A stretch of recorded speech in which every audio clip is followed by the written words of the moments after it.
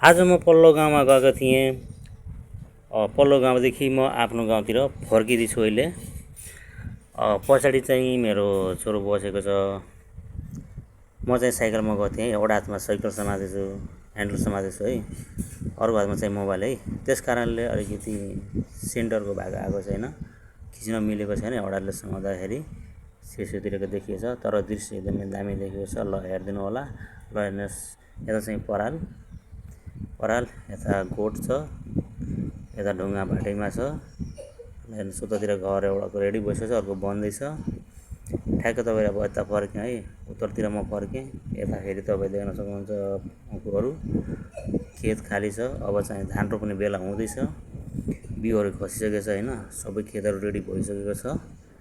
र सर यसो हेर्नु त चारैतिर गाउँघरको दृश्य कस्तो दामी, कस्तो रमणीय देखिएको छ। क्या रमाइलो क्या। ल हेर्नुहोस् त साथीहरू, यस्तो मजाको दृश्य देखिरहेछ। ल हेर्नुहोस्, परसम्म देख्यो होला। यो चाहिँ मैले चाहिँ यो उत्तरतिर जाँदैछु। भाटीबाट चाहिँ रोड बनिसक्यो, रोड पिछै छ, टेन्सन छैन रोडको। काचाकुचु केही छैन त्यस्तो। यतातिर हेर्न सक्नुहुन्छ केरा खेती, यता चाहिँ टन्नै हुन्छ। यता गाई गोरुहरूको मल चाहिँ रेडी भएर बसेछ। यहाँ मकै पनि अब रेडी भइसकेको छ, पाकिसकेको छ होला, सायद फलिसक्यो होला।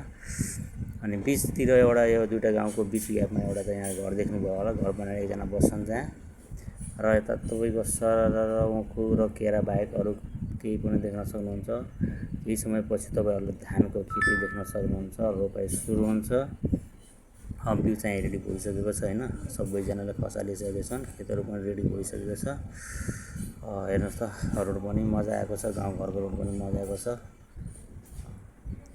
ल हेर्नुहोस्, अगाडि चाहिँ के रहेछ, एउटा गाडी यहाँ बाटोमा एउटा बाइक स्कुटी हो कि बाइक हो, बाइक स्कुटी रहेछ है।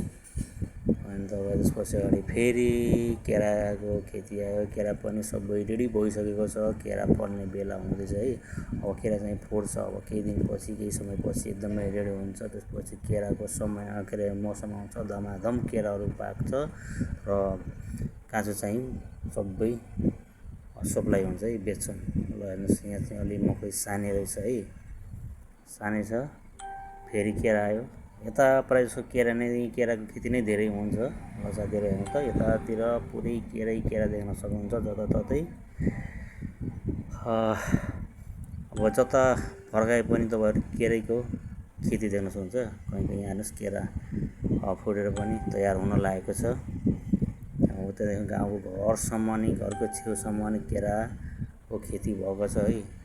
यस्तो कि मजाले यस्तो दामी हुन्छ केरा खेती। तर हावाहरू चाहिँ एकदमै नर्मली हावा आउँदैन है, पुरै केराले गर्दा हावा चाहिँ आउँदैन। ल हेर्नुहोस् साथीहरू, अब चाहिँ म आफ्नो गाउँमा प्रवेश गर्न लागेको है। ल हेर्नुहोस् तपाईँहरू, अब चाहिँ ठ्याक्क म घरतिर पुग्न लागेको छु।